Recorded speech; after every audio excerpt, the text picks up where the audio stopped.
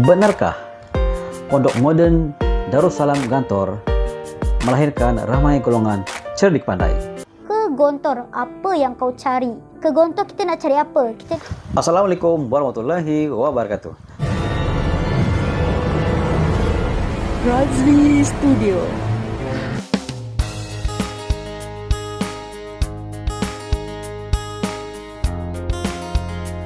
Welcome back to my YouTube channel, Razli Studio. Bagi anda yang pertama kali hadir di channel ini, saya ucapkan selamat datang. Welcome to my YouTube channel, selamat bergabung di channel ini. Bagi anda yang telah subscribe dalam ini channel, saya ucapkan terima kasih. Salam persahabatan, salam perdamaian, salam nusantara kepada anda yang tengah menonton video dalam channel ini. Sebagai informasi, Razli Studio berasal dari Sabah, Malaysia dan lebih berkonten video reaction, guys.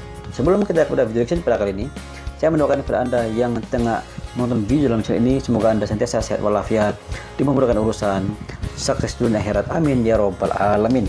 Pada kali ini, Razli Studio tarik dengan satu video yang berjudul Pondok Modern Darussalam Gantor. Dan sebelum itu, video ini saya dapat dari channel ML Studio. Seperti biasa, jangan lupa berikan sokongan dan dukungan ke channel ML Studio dengan memberikan subscribe, like, share, dan juga komen-komen yang membina, guys. Tanpa basa-basi, guys, ayo sama-sama kita simak video ini dengan kiraan 3, 2, 1, go. Pernah tak tengok filem 5 Menara? Dia menggambarkan tentang Pondok Modern 5 Darussalam Gantor Menara. Indonesia. Mesti ada yang pernah tahu kan? Pondok tu kira famous jugalah dekat Malaysia dengan kat Indonesia. Jadi, jumlah santri dan calon yang nak masuk dekat Pondok Modern Darussalam Gantor Indonesia ni seramai 10,000 orang dan hanya terpilih 8,000 orang saja. Dan saya lah salah satunya. Alhamdulillah. Dan view dekat pondok tu sangatlah cantik, iaitu dikelilingi dengan sawah padi. Jadi kalau kita nak belajar, kita nak baca, nak hafal, kita tengok sawah padi memang sangatlah cantik. Subhanallah. Tapi panas sikit lah kan. Dan dekat Gontor tu kita takkan nampak tukang sapu sampah dengan security. Sebab apa? Sebab semuanya student sendiri, santri sendiri yang akan buat. Pagi, petang, santri yang akan sapu sampah ni, dan malam santri akan hari satu lain, iaitu jaga malam. Bergile-gile supaya memastikan Gontor selamat. Dan mengajar kita cara untuk berdikari. Dekat Gontor ni, yang paling menarik adalah bahagian bahasa. Bahagian bahasa, sebab apa? Sebab kami hanya boleh cakap dalam bahasa Arab dengan bahasa Inggeris sahaja. Selain daripada tu tak boleh. Tak kisahlah bahasa Melayu ke, bahasa Indonesia ke, Korea ke, tak boleh. Arab je. Betul ke, salah ke, kena berani. Cakap je. Dan setiap hari akan dapat kosakata yang baru, akan dapat vocab yang baru, 3 vocab yang baru, dan akan menambahkan kosakata kami dan dapat improvekan bahasa yang kita nak cakap. Tapi kalau kita langgar peraturan bahasa, akan dapat denda. Saya pernah kena denda, iaitu menjadi spy. Saya kena tengok siapa yang cakap bahasa selain daripada bahasa Arab dan bahasa Inggeris. Lepas saya kena tulis nama dia dan akan bagi dekat bahagian bahasa. Dan orang yang kena tu, dia pula yang kena denda dengan bahagian bahasa. Nak cakap pasal denda ni sangatlah menarik dan saya sangat ingat dekat dalam fikiran sebab saya banyak kali kena denda dekat Gontor tu. Salah satu dendanya adalah kalau saya tak hafal apa yang ustazah suruh dekat pembelajaran, ustazah akan bagi saya berdiri dekat bawah matahari lepas sambil menghafal. Sampailah ustazah rasa okey, dah berhenti, baru saya berhenti. Memang lepas daripada tu memang saya dah tanamkan, saya tak nak kena denda, saya kena dengar apa yang ustazah cakap. Dan nak cakap pasal denda lagi, denda yang paling berat kat sana adalah pakai tudung belang. Apa tu tudung belang? Tudung belang tu adalah pakai tudung sebelah warna purple dan sebelah warna kuning. Ada juga tudung yang warna sebelah warna hijau dan sebelah warna pink. Denda tudung belang ni adalah berlainan-berlainan mengikut kepada apa yang kita langgar. Dan itu adalah denda bagi santri perempuan, dan bagi santri lelaki adalah dengan botak kepala. Saya pernah kena denda pakai tudung belang sebabkan saya tak ikut prep malam dan kena pakai tudung belang tu selama 2 minggu. Tudung tu hanya satu je tau, jadi kena pandai lah dalam 2 minggu tu nak cuci macam mana sampai kering kan. So, lepas daripada semua pengalaman ilmu yang saya dapat dekat Gontor ni, dia ada sistem pendidikan dia adalah dengan sistem pengabdian. Pengabdian tu kita praktekkan ilmu yang kita dapat dekat Gontor tu untuk mempraktekkan dekat luar, mengajar dekat luar selama 1 tahun.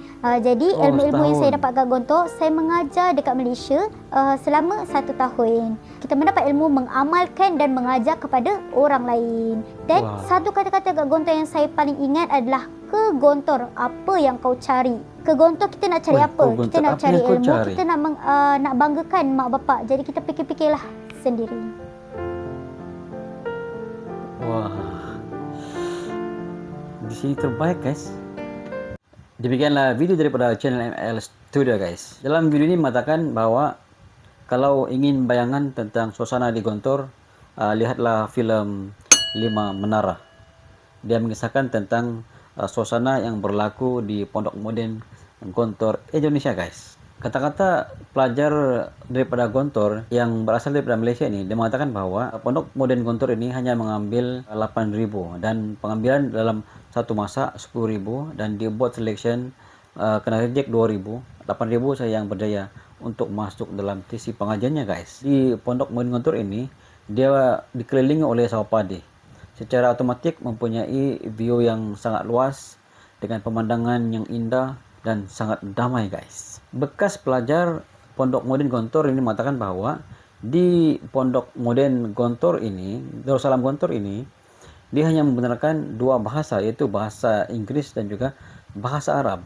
Dan pada saya ini merupakan satu langkah bijak daripada pentadbir Pondok Moden Darussalam Gontor ini bagi membiasakan pelajar yang ada di sini agar memahami dan juga mendalami dan menguasai bahasa Inggris dan juga bahasa Arab. Kerana kalau kita berbicara dalam bahasa Indonesia ataupun bahasa Malaysia, itu adalah bahasa yang telah pun dikuasai dan perlu menambah lagi ilmu bahasa selain daripada bahasa yang kita telah pelajari sedia ada guys. Selain daripada bahasa yang telah kita kuasai guys. Apabila bertambahnya bahasa Arab dan juga bahasa Inggris yang dikuasai, maka makin bertambahlah kita punya kemahiran berbicara. Apabila bertambah kemahiran berbicara dalam bahasa lain, secara otomatis maka diri kita akan terangkat dengan sendirinya guys. Kerana kita dapat menguasai bahasa selain daripada bahasa yang kebiasaannya kita berbicara. Dan pada saya, suatu perkara yang menarik di Pondok Moden Darussalam Gontor ini berkaitan dengan denda. Bagi puteri, apabila melakukan kesalahan di sekolah Pondok Gontor ini, dia diberi denda dengan memakai tudung belang dalam tempoh 2 minggu. Satu jangka masa yang cukup panjang. 2 minggu hanya satu tudungnya. Bermakna di sini pengajarannya pada saya, pelajar ini diminta untuk bagaimana mengurus satu tudung, kena pakai setiap hari. Dalam masa yang sama, dia cuci, dia kena keringkan. Ini pengajarannya ialah bagaimana untuk mengatur masa. Bermakna daripada pagi sampai ke petang, dia kena gunakan tudung belang ini sebagai denda. Habis saja sisi pembelajaran, terus cuci, jemur, esoknya kering, pakai semula. Dan sekiranya dia buang masa, pakai semula esokannya, maka harumannya akan berubah guys. Dan bagi putra pula, sekiranya melakukan kesalahan di Pondok Moden Darussalam Gontor ini, kepalanya akan dibotak guys, dicukur, dibotak. Jadi pengajarannya di sini pada saya, kiranya mereka tidak mau kepala dibotak, maka mereka perlu mematuhi semua peraturan yang dibuat oleh semua pensyarah ataupun guru-guru yang ada di Pondok Moden Darussalam Gontor ini guys. Di ending video ini dia mengatakan bahwa kau Gontor apa yang kau cari. Ini merupakan satu caption pada saya yang sungguh luar biasa yang perlu diselami kepada semua pelajar yang telah pun menjadi pelajar kepada Pondok Moden Darussalam Gontor ini guys. Apa yang diberitahu oleh pelajar dalam video ini mengatakan bahwa hanya 2 perkara sekiranya datang ke Gontor, yaitu mencari ilmu dan juga membanggakan kedua orang tua. Itu antara perkara yang coba disampaikan oleh bekas pelajar Pondok Moden Darussalam Gontor guys. Itu sedikit sebanyak pandangan dan juga gambaran yang RJ Studio dapat daripada video ini. Sekiranya Anda mempunyai pandangan sendiri terkait dengan video ini, Anda boleh komen di bawah guys. Sekian, jumpa lagi di next video. Assalamualaikum. Bye bye.